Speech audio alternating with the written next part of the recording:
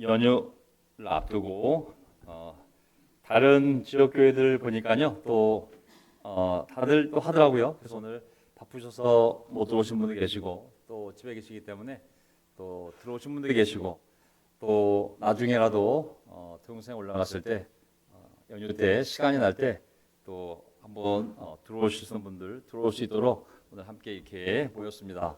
저는 오늘 짧은 시간이 되겠지만 예레미야서에서 배우는 교훈이라는 제목을 가지고 예레미야에 나와 있는 구절들 가운데 본문 중에서 추석을 앞두고 무서운 경고와 심판의 구절들은 빼고 위로와 복이 될 만한 구절들을 모아서 한번 우리의 마음을 추석을 앞두고 준비하는 그런 시간이 되기를 바라는 마음에서 이 설교를 준비했습니다. 자, 이제 추석 연휴 기간이 될 텐데요. 그 시간을 보내실 때 오늘 제가 읽어드릴 이 예레미야서 1장부터 10장까지 나와 있는 이 중요한 본문들을 한번 생각하면서 시간을 보내시면 유익이 될 것 같습니다. 자, 모든 것을 기억하시는 하나님, 모든 것을 기억하시는 하나님, 하나님이 정말 예민해서가 아니라 인간의 모든 걸 기억하고 계시잖아요. 어떤 걸 기억하고 계실까요? 제가 한번 보겠습니다. 예레미야 1장. 똑똑히 보아라, 오늘 내가 여러 민족과 나라들 위에 너를 세우고, 예레미야를 얘기하는 거겠죠. 네가 그것들을 뽑으며 허물며 멸망시키며 파괴하며 세우며 심게 하였다. 자, 이것은 꼭 예레미야가 그런 건세가 있다는 것이 아니라 예레미야를 통해서 각 나라들에게 이러한 사실을 알려주고 그들이 회개하는 것을 또 회개하는 것을 축구한 말씀이겠죠. 하나님의 축구는 아니겠습니까? 나라를 세우기도 하고 복을 주기도 하고 복을 준다 그랬다가 죄를 지으면 회수하기도 하고 또 재앙을 주기도 하고 재앙을 준다고 하셨다가 또 그들이 회개하면 또 복을 주기도 하시고 모든 것이 하나님의 주권입니다. 지구상에 존재하는 모든 나라들, 모든 사람들 하나님의 손바닥 안에 있고 하나님의 통찰이 있음을 항상 기억합시다. 아멘. 자, 그들이 너에게 맞서서 덤벼들겠지만 너를 이기지는 못할 것이다. 내가 너를 보호하려고 너와 함께 있기 때문이다. 나 주의 말이다.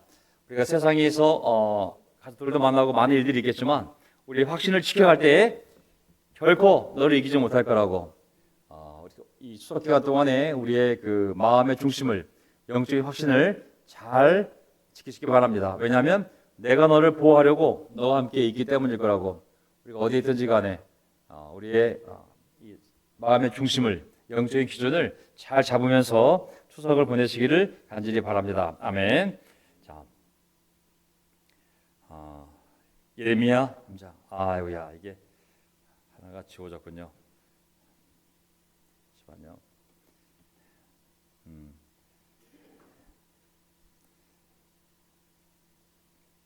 하나가 지워졌네. 이제 어떤 장이냐면요.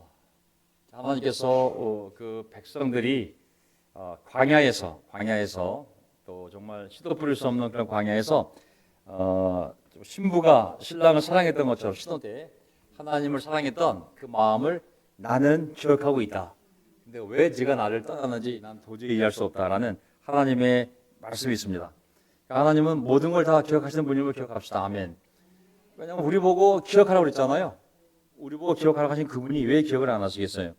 그래서 하나님 또한 그러한 과거의 뜨거운 열정에서 우리의 열정이 식어갈 때 하나님이 그걸 기억하시면서 난 너의 그런 뜨거웠던 마음을 기억하고 있는데 왜 지금 나에게 이렇게 대하는지 이스라엘 백성들에게 하시는 말씀이 있습니다. 자, 예레미야 3장을 보게 되면 그러면서 돌아오너라 나 주의 말이다. 내가 너희의 주인이다. 누구라 그랬어요? 이스라엘 민족에게 대하여, 교회에 대하여 내가 너희의 주인이다라고 말하는 거거든요. 히브리어로 주인이 바알이죠. 바알. 내가 성읍마다 한 사람씩, 가문마다 두 사람씩 택하여 너희를 시온산으로 데려오겠다. 포로로 끌려가더라도 그때 내가 내 마음에 맞는 목자들을 너희에게 세워주겠다. 그러면 그들이 지식과 훈계로 너희를 양육할 것이다. 아멘. 결국 데려오는 사람도 하나님이요. 또 그분이 주인이기 때문에 보낼 수도 있고 데려올 수도 있고 모아올 수도 있고 모아놓은 그 자들에게 누구를 세울지 그것은 이제 대목자장이신 예수 그리스도 메시아를 염두에 둔 거지만 그분이 다시 올라가지 않겠어요? 그럼 또 그들의 공동체 교회를 또 누가 돌봐야 될지 하나님의 영이 임하시지만 그 영은 사람 안에 들어가서 그 사람을 통해 역사하시는 거잖아요. 그래서 여기 보게 되면 원칙이 뭐예요? 내가 내 마음에 맞는 목자들을 너희에게 주겠다. 그러면 그들이 하나님에 대한 올바른 지식과 또 분별력을 가지고 너희를 양육할 것이다 라고 얘기를 하고 있습니다. 저는 이 구약 성경과 신약 성경을 보면 너무 원리가 똑같아요. 내가 사람들을 신약에 내가 어둠에서 사람들을 불러내겠다고, 밖으로 불러 모으겠다고, 그리고 내가 어떤 사람은 사도로, 어떤 사람은 예언자로, 어떤 사람은 목자로, 어떤 사람은 교사로 너희들에게 주겠다, 세우겠다라고 말씀하시거나, 지금 여기서 내가 너희들의 주인인데 너희들을 다 불러 모아서 내가 모아놓은 다음에 내가 내 마음에 하는 목자들 너에게 심어주겠다. 그럼 그들이 너희를 잘 돌볼 것이다. 원리가 똑같잖아요, 그렇죠? 성경에서 하나님이 자신의 공동체를 세워가는 방법은 구약이나 신약이나 그 원칙은 똑같아요. 그 백성들의 주인은 하나님이신데 교회의 주님은 예수님이신데 두 분 다가 아니지. 하나님 어쨌든 저 천국에 계시니 그분의 영이 이 땅에 계시지만 그 영은 영이기 때문에 사람이 필요하잖아요. 그래서 사람에게 은사를 줘서 또 그 사람 안에 들어가서 어떤 사람은 누구로 직분자를 세워서 그 직분자들이 하나님의 백성을 잘 돌볼 수 있도록 하는 것이 하나님의 원리임을 알 수가 있습니다. 그러면 어떻게 알 수 있습니까? 그 사람이 하나님의 뜻에 의해서 세워진 사람이지 어떻게 알 수 있습니까? 그러면은 저는 성경적으로 봤을 때 세 가지인 것 같아요. 첫째는 그 사람 안에 있는 소명의식이에요. 어떤 누구도 강제로 시킬 수가 없어요. 너 장로해, 너 집사해, 너 보험전도자해. 이건 명령이다. 할 수가 없거든요, 사실. 그것은 그 사람 안에 있는 소명의식인 것이죠. 두 번째는 하나님의 방법에 의해서, 하나님의 규칙과 질서에 의해서 그 공동체 안에서 세워져야 돼요. 그 사람이 하나님의 인정을 받는 것이거든요. 세 번째는 그렇게 세워졌다 할지라도 사람들로부터 인정을 받지 못한다면 또한 올바른 직분을 발휘할 수가 없겠죠. 이 세 가지가 다 있어야지만 이 말씀이 우리 가운데, 이스라엘 백성 가운데, 그리고 교회 가운데 이루어지는 것이거든요. 그래서 저는 오늘 이 구절을 보면서 너무 재밌다는 생각이 들었어요. 왜냐하면 신약과 구약이 너무 일맥상통하기 때문에 이게 상황만 다르지 표현만 다르지 히브리 헬라어 차이만 있지 똑같다면서 알게 됐거든요. 내가 내 마음에 맞는 목자들을 너에게 세워주겠다. 공동체 안에. 그러면 그들이 나에 대한 올바른 지식과 또 훈계로 너희를 돌볼 것이다. 이 예레미야 3장 15절에 나와 있는 이 히브리어 본문에 나와 있는 이 단어들이 신약의 에베소 4장에 나와 있는 에베소 4장 11절. 그리스도께서, 그분이 그리스도거든요. 어떤 사람은 사도로, 어떤 사람은 예언자로, 어떤 사람들은 복음 전도자, 복수의 복수. 어떤 사람들은 사도로, 어떤 사람들은 예언자들로, 어떤 사람들은 복음 전도자로, 어떤 사람들은 목사들과 교사들로 삼으셨습니다. 이게 다른 이 시차를 두고 있지만 결국 한 하나님이잖아요. 결국은 똑같은 거예요. 원리가. 하나님이 이렇게 자신의 백성들을 돌보게 하시는구나. 다시 구약으로 돌아가면 저는 여기 보면은 제가 오늘 본문 일부 다 확인해 봤어요. 야, 너무 재밌다. 이게 정말 사람이 억지로 이제 구약 성경과 신약 성경은 이미 이 오랜 세월 동안 다 본문 분석이 이루어졌어요. 문법적으로 파싱이라는 단어를 쓰는데 다 분석이 이루어져 가지고 어떤 개인이 뭐 빌 받아 가지고 인사이트 받아서 야, 난 이렇게 해석할래 할 수가 없어요. 어느 놈도 건드릴 수가 없어요. 문법적으로 다 분석이 돼 있어요. 더 할 수 있다면 그 단어를 다른 약간 비슷한 단어로 좀 더 붙이거나 풍성히 하는 것이지 이 구조, 문법을 함부로 건드릴 수가 없어요. 예를 들면은 310에 나오는 히브리어 본문 보세요. 여기 보면은 왜 나타티 내가 라켐 너희들에게 로임 목자들을 그 립이 나의 마음에 따라서 줄 것이다. 나타이라는 동사가 주다는 뜻이거든요. 그보면 왜 라우 그리고 그들이 먹일 것이다. 에테켐 너희들을 내야 지혜 지식 그리고 하스켈 이거는 사칼이라는 명철이라는 명철. 이게 그대로 신약에 와서 사도 바울이 똑같은 말도 한 거예요. 카이 아우토스 에도케이 보세요. 그리고 그분이 그리스도를 얘기하는 거예요. 에도켄 주셨다. 투스맨 아포스톨로스 어떤 사람들은 사도들로, 투스데 프라페타스 어떤 사람들은 예언자들로, 투스데 유앙겔리스타스 어떤 사람들은 복음 전도자로, 투스데 포이메나스 어떤 사람들은 목자들로, 카이 디다스칼로스 어떤 사람들은 교사들로. 똑같잖아요. 왜? 하나님을 아는 일과 믿는 일에 하나 될 수 있도록 그 지식을 가르치기 위해서, 봉사하기 위해서 다 세웠다고. 주셨다. 똑같아. 여기서 구약에서도 주셨다. 너희를 돌보자는 것은 먹이다야 먹이다. 목자가 먹이는 사람이잖아요. 양을 먹이다. 그들이 지식과 훈계로 너희를 먹이다가 다른 말로 돌보다, 멋있는 말로 목회하다는 뜻이잖아요. 이게 신약에 와서 이 말이에요. 이게 어떤 사람은 목사와 교사 삼셨다. 주셨다. 하나님이 그런 사람들을 주셨다. 신약에 와서도 하나님이 그런 사람들을 주셨다. 공동체를 위해서. 우리가 교회인인 그러하나 직분들을 잘 세워서 하나님의 원리대로 교회를 잘 인도해갈 필요가 있습니다. 아멘. 하나님이 주신 거거든요. 그를 삼으셨다, 세우셨다라고 표현하되 어쨌든 히브리어 동사 나탈이나 헬라어 동사 디돔이나 다 기부라는 영어라는 동사인데 그 동사의 다른 뜻을 보게 되면 주다, 세우다, 삼다 약간 다르게 번역할 수 있는 거거든요. 자, 두 번째 하나님이 원하시는 과격한 회개. 여기 보게 되면 이제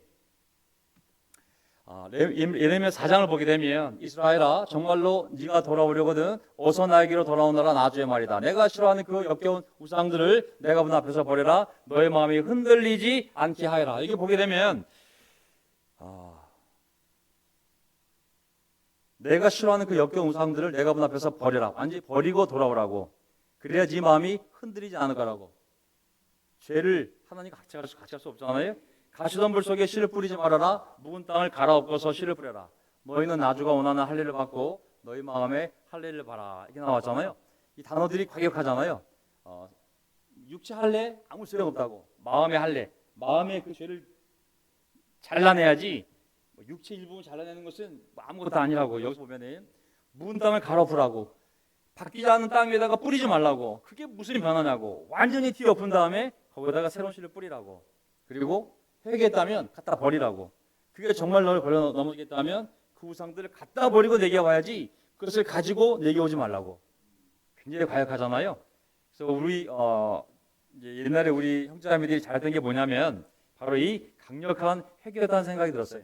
그것이 비록 외부로부터 강한 푸시에 의해서 이루어진 부분도 있지만 어쨌든 동기가 어쨌든 간에 우리 마음에서 이런 과격한 변화가 일어나서 조금 방향을 트는 것이 아니라 완전히 180도 하나님께 방향을 틀었기 때문에 강력한 삶의 변화가 일어난 줄 믿습니다. 아멘. 너무 성경적이에요. 왜냐하면 어떻게 하나님의 의가 불의와 함께 할 수 있으며 어떻게 빛과 어둠이 조화를 이룰 수 있으며 어떻게 그리스도와 마귀가 화합할 수 있으며 하나님의 성령과 우상이 어떻게 일치할 수 있으며 그러니 너희는 그들 가운데서 나와라. 만지지도 말고 나오라고 그랬거든요. 저는 추석 기간 동안에 우리가 어떤 변화를 하고 싶다면 뭐 약간 줄이고 좀 더 하는 것 갖고는 되지 않고요. 그것이 어떤 정말 영적인 문제라면 과감하게 과격하게 결심을 하고 이런 변화를 만들 때 하나님이 그 변화를 위한 힘을 주실 수 있습니다. 아멘. 묵은 땅을 갈아 엎어버리고 마음의 할례를 받아버리고 그리고 그냥 갖다 버리고 땅을 엎어버리고 그리고 새로운 출발을 하는 거죠. 하나님이 항상 함께 하실 줄 믿습니다. 아멘. 사람의 힘은 안 됩니다. 그거 절대로 사람의 의지로도 안 됩니다. 이런 과격한 결정을 내릴 때 하나님을 위해서 하나님이 함께 하시는 줄 믿습니다. 예레미야 5장을 보게 되면요. 그 다음에 너희는 마음속으로라도 주 너희의 하나님은 주 우리의 하나님은 두려운 분이다. 그분은 제때에 비를 주고 이른 비와 늦은 비를 철 따라 내리며 곡식을 거두는 일정한 시기를 정하여 주었다 하고 말한 적이 없다. 자, 하나님이 다 기억하시잖아요. 얘들이 정말 그 광야에서 그렇게 못 먹고 쉬도 뿌릴 수 없는 광야 땅에서는 그렇게 나를 정말 신부가 신랑을 사랑하더니 어떻게 너희는 이렇게 나를 떠날 수가 있느냐라고 했던 것처럼 또 곰곰 생각해 보니 하나님 마음속에 어떤 섭섭함이 있냐면 너희가 혹시 마음속으로라도 하나님께서 우리에게 제때에 비를 내려주셨고 정말 이른 비를 내려주시고 늦은 비를 잘 내려주셨으며 곡식을 거두는 일정한 시기를 잘 정해주어서 우리가 잘 먹고 잘 산 거지 라고 말한 적이 있냐고. 하나님 생각해 보니까 너희들이 한 번도 그렇게 말한 적이 없는 것 같다고. 다 자연적인 거죠. 자연의 이치죠. 저절로 되는 거 아니겠어요? 때가 되면. 하지만 그 모두가 하나님이 너희를 먹이 살리기 위해 다 개입하셔서 그런 원칙과 섭리를 만든 것이지 절대 햇빛과 비 내리는 것이 자연적인 것이 아니라고. 너희가 자연의 법칙이라고 말하면서 나에 대해서 감사하지 않을 때 하나님은 그다 기억하고 있잖아요. 야, 너희는 그렇게 말한 적이 없다고. 그렇게 비와 햇빛에 대해서 하나님이 이렇게 하신 분이라고 말한 적이 없다고. 저는 하나님이 일으키는 자연 재앙을 보면서 두려움도 같지만 그 두려움이 하나님에 대한 두려움이면 좋겠어요.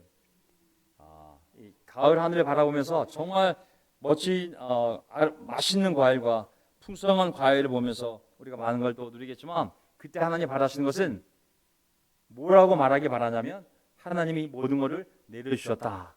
그래서 이 모든 걸 우리가 거둘 수 있었다라고 하나님을 인정하고 감사하기를 바라시는구나 라는 것을 예레미야 5장에서 제가 배우게 되었습니다. 아멘. 6장을 보게 되면 우리한테 해당되는 글은 아니지만 나중에 우리가 복음을 전할 때 사람들이 정말 들으려고 하지 않고 제 고집대로 하려고 할 때 사용할 수 있는 구절이 아닌가 싶어요. 사람들이 고집을 피울 때 이런 구절들을 사용하면 좋겠다는 생각이 들었습니다. 그건 뭐냐면 예레미야 6장을 보게 되면 이제 하나님께서 예루살렘에 대해서 경고하고 말 안 되니까 고난을 확정하고 이제 경고하시거든요. 이제 내가 너희들부터 마음에서 떠날 거라고. 근데 정말 그래도 받아들이지 않으면 떠나는 정도가 아니라 너희가 살고 있는 이 비옥한 적각거리 흐르는 땅을 황무지로 만들어버려서 아무도 살 수 없는 땅이 되겠다고 약속하셨어요. 노예 땅에서 광야에서 적각거리 흐르는 땅이 됐는데 여기서 죄를 짓고 회개하라고 아무리 경고해도 말을 듣지 않으면 내가 떠날 거라고. 그럼에도 불구하고 회개하지 않으면 다시 광야로 옮길 거라고. 정말 말 안 되면 노예로 다시 끌려갈 거예요. 이집트에서 광야에서 가나안 땅으로 왔는데 적각거리 흐르는 땅으로 여기서 다시 광야를 거쳐 바빌로니아는 새로운 우상을 섬기는 나라로 노예로 끌려간다는 얘기거든요. 근데 이제 이런 것은 이제 고집에 의해서 일어난 일이기 때문에 내가 분명히 난 너에게 말했다. 제발 가던 길을 멈추고 생각해 보라고. 가장 좋은 길이 어디인지. 그리고 그 길로 가라고 하였다. 그러면 너희의 영혼이 평안히 쉴 곳을 찾을 것이라고 하였다. 그런데 너희는 여전히 그 길로 가지 않겠다고 하였다. 고집이잖아요. 사람이 고집을 피울 때 이미 그런 고집에 대해서 예언했음을 이런 구절을 사용하면 어떨까 싶어요. 17절 보게 되면 나는 또 너희를 지켜주려고 파수꾼들을 세워놓고 나팔 소리가 나거든 귀담아 들으라고 가르쳐 주었으나 너희는 귀담아 듣지 않겠다고 하였다. 우리가 와서 이렇게 복음을 전하며 너 이렇게 하면 지옥에 가. 너 인생이 망가져. 하나님이 우리를 파수꾼을 세워서 이렇게 나팔 소리를 얘기하듯이 경고하듯이 이렇게 경고하는데도 넌 들으려고 하지 않는구나. 이미 너의 인생은 어떻게 될지 이미 성경에 다 나와 있다고. 그 다음에 그래서 오늘 이런 구절들이 하나 빠졌는데 정말 우리가 복음을 전해도 우리의 진심 어린 충고에 대해서 그 말을 듣지 않을 때 정말 그 안타까운 마음으로 사람들에게 이런 말씀을 사용해서 경고해 주는 것도 도움이 되겠다는 생각이 들었습니다. 마지막에 하나님께서 바라시는 것 순종. 저는 기독교 신앙의 핵심이 믿음과 순종이잖아요. 자, 예레미야 7장 21절. 나 만군의 주 이스라엘의 하나님이 말한다. 내가 너희에게 받고 싶은 것은 제사가 아니다. 너희가 번제는 다 태워 내게 바치고 다른 제물은 너희가 먹는다고 하지만 내가 허락할 터니 번제든 무슨 제사든 고기는 다 너희들이 먹어라. 앞에 한 글자가 빠진 것 같아요. 너희들이나 먹어라. 다 먹으라고. 내가 고기 좋아하는 하나님 아니라고. 고지혈증 걱정하는 건 아니시겠지만은 어쨌든 내가 고기가 필요한 하나님이 아니라고. 다 먹으라고 너희들이. 시켜 먹으라고. 내가 바라는 것은 오직 내가 명령한 것은 나에게 순종하라는 것. 그러면 내가 그들의 하나님이 되고 그들은 나의 백성이 될 것이라는 것. 내가 그들에게 명하는 그 길로만 걸어가면 그들이 잘 될 것이라고 한 것뿐이지 않았더냐. 저는 다 아는 내용이지만 나이가 들수록 어려운 게 이게 순종이잖아요. 왜냐하면 이미 너무 많은 걸 경험했고 또 다 아는 것 같고 반복인 것 같고 어쨌든 정말 똑같은 걸 반복하게 되면 정말 지긋지긋하거든요. 끝나질 않는구나. 또 순종해야 되나? 여기 보면 근데 사람들이 네가 이렇게 말하면 그들은 이르기를 그럴 필요 없다. 우리는 우리 생각대로 살아가겠다. 우리는 각자 자신의 악한 마음에서 나오는 고집대로 행동하겠다 말할 것이다. 예레미야 가서 이거 얘기해 주라고. 이렇게 내 하나님이 얘기하신다고. 내게 순종하라고. 순종만 하면 잘 살 수 있는데 왜 엉뚱한 짓을 하고 있냐고. 딴 데 가서 불순종하며 엉뚱한 데 힘쓰지 말고 내 말에 순종하면 지금은 손해보는 것 같지만 30배, 60배, 100배 벌면, 지금 내가 불순종하면서 딴 데 가서 엄청 버는 것 같지만 그 앞에서 버는 거지만 뒤로 다 까질 거라고. 다 잃어버릴 거라고. 제발 지금 손해보더라도 나에게 순종하면 이것은 30배, 60배, 100배로 돌아오고, 그냥 순종만 하라고 이 말씀을 하시는 거거든요. 근데 사람들은 그들은 어떻게 대답할 거냐면 그 얘기를 들어도 그럴 필요 없어. 우리는 우리 생각대로 살아가겠다. 우리는 각자 자신의 악한 마음에서 나오는 고집대로 행동하겠다 할 것이다. 이스라엘 백성들이 고집을 피울 때 이렇게 분명히 대답할 거라고 말씀하신 거거든요. 그래서 결국 이제 그들이 무너진 이유가 이 고집이지 않습니까? 이제 아무리 하나님이 아무리 재앙을 경고하고 심판을 경고하고 했어도 한번 사람이 고집을 세우면 참 꺾기가 어렵잖아요. 복을 주겠다고 얼려도 듣지 않고 심판하겠다고 경고해도 듣지 않고, 이 고집이 딱 쓰니까 이게 하나님도 어쩔 수 없이 그냥 포로로 끌려가게 할 수밖에 없다는 생각이 드는데, 뒤돌아보면 우리 신앙의 본질이 믿음과 순종이라는 생각이 들었습니다. 그러니까 믿음은 사랑으로 표현되고 순종은 실천으로 나타나는 것인데, 뒤돌아보면 저도 이제 찬이를 키우고 진이를 키웠지만, 찬이는 이제 성년이 됐고 진이는 미숙년 반토막 지금 중학교 1학년인데, 뒤돌아보면 찬이 양육의 핵심이 무엇일까 생각해 보면 저는 그냥 순종하는 것, 하나님께 순종하든 부모에게 순종하든 이 순종을 배우면 아이들은 결국은 성장하면서 잘 될 거라는 생각이 들었습니다. 이 순종이 되면 무엇을 해도 다 잘 될 거라는 생각이 들었어요. 근데 순종이 안 되면 학벌이 아무리 좋든 무엇이 되었든 모든 면에서 안 되고 모든 일이 안 되겠지만, 순종할 수만 있다면 부모의 권위에 대한 순종이든 하나님의 권위에 대한 순종이든 순종만 할 수 있는 사람이 된다면 뭐를 해도 하나님이 인도하실 것이기 때문에, 뭐를 해도 부모의 지를 따를 거기 때문에 잘 되지 않을까요? 그래서 저는 이제 마음속에 항상 그 염려가 다른 것보다도 얘가 학교 공부, 성적, 미래, 직장 이런 것도 물론 걱정이 될 수밖에 없겠지만, 더 본질적으로는 과연 내 아이가 순종적인 아이가 돼가는가 안 되는가가 항상 제 마음속에 염려가 되는 것이죠.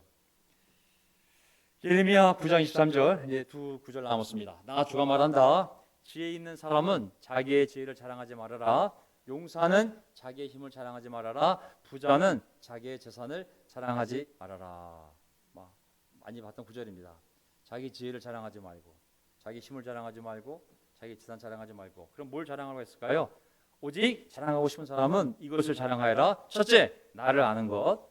둘째, 나 여호와가 긍휼, 불쌍히 여김, 자비, 그리고 공평, 그리고 하나님의 정의를 세상에 실현한다는 것, 그리고 하나님은 이런 거 하는 것을 좋아하신다는 것을 깨달아 알만한 지혜를 가지게 되었음을 자랑하여라.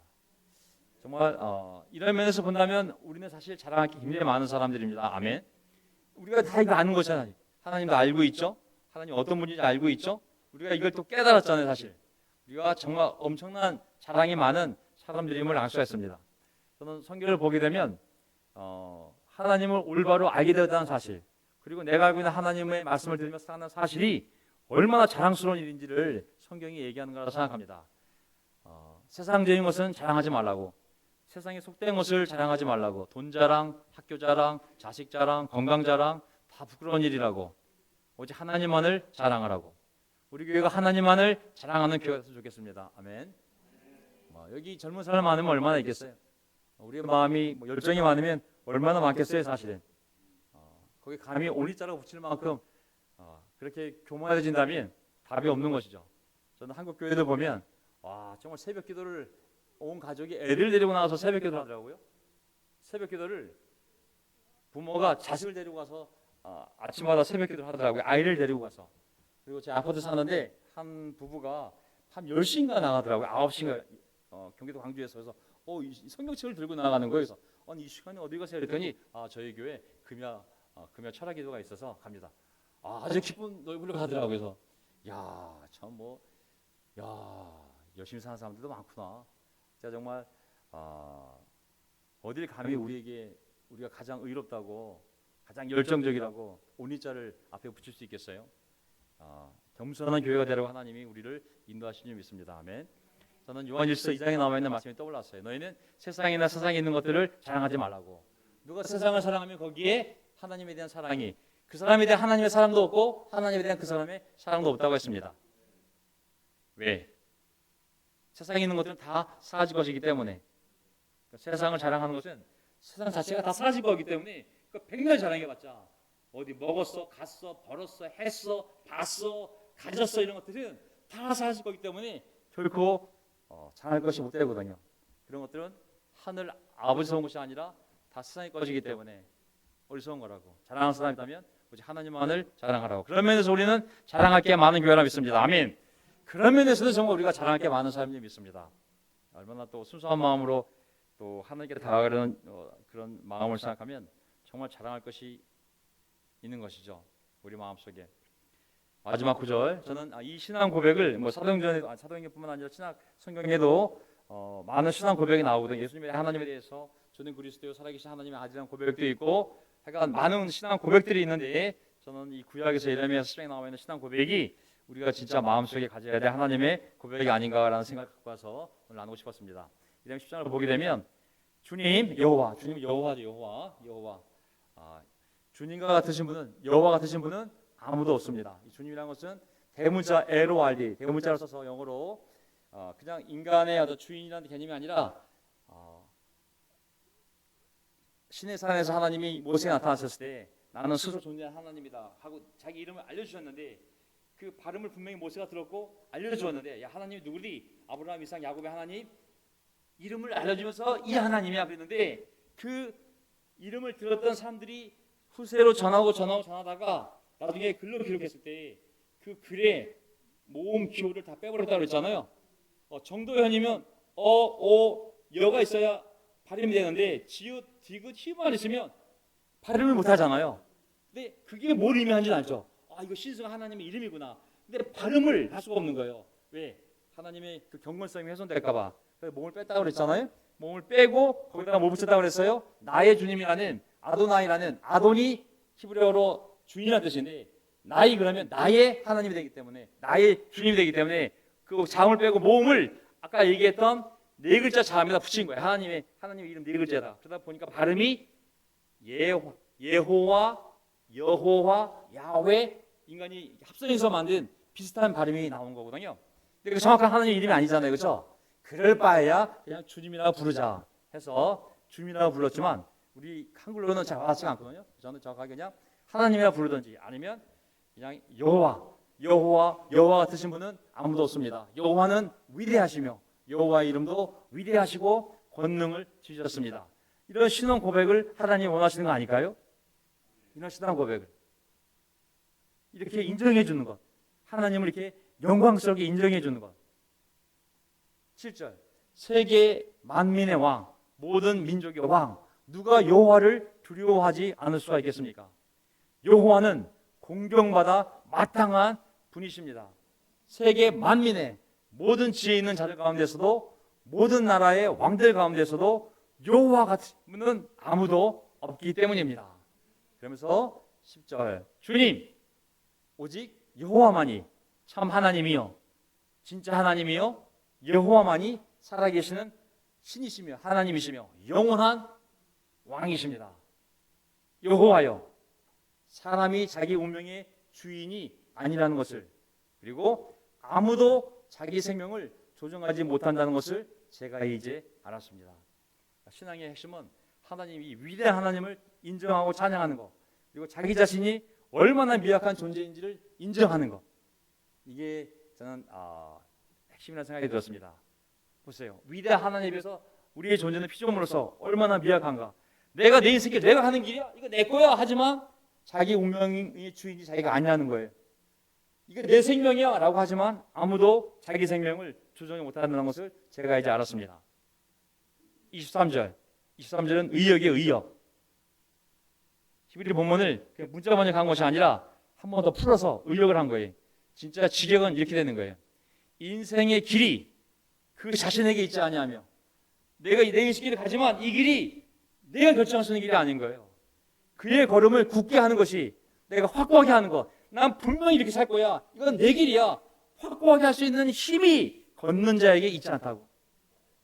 누구에게 있는 거예요? 하나님에게 있는 거예요. 내가 이 길을 굳게 가려면 하나님이 그걸 굳게 해야 내 길이 되는 것이지, 내가 이건 내 길이야, 아무도 못 건드려, 난 이렇게 살 거야, 간다고 해서 가지는 것이 아니라고. 하나님만이 그 길을 굳게 할 수 있다고. 그것을 이제 알게 되었습니다. 기도드리겠습니다. 아멘.